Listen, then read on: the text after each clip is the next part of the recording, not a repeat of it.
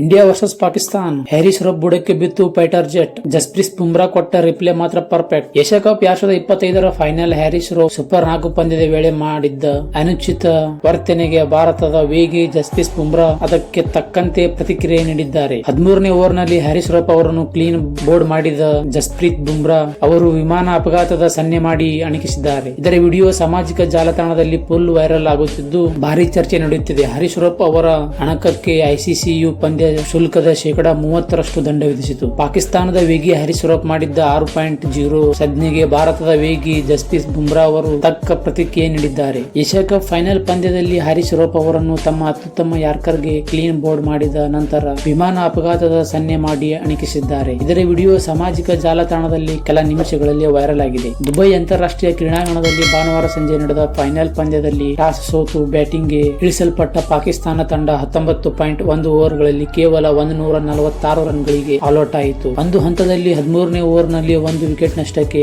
113 run ಗಳಿಸಿ ಉತ್ತಮ ಸ್ಥಿತಿಯಲ್ಲಿದ್ದ ಪಾಕಿಸ್ತಾನ ತಂಡ 134 ರನ್ ತಲುಪಬೇಕಾದರೆ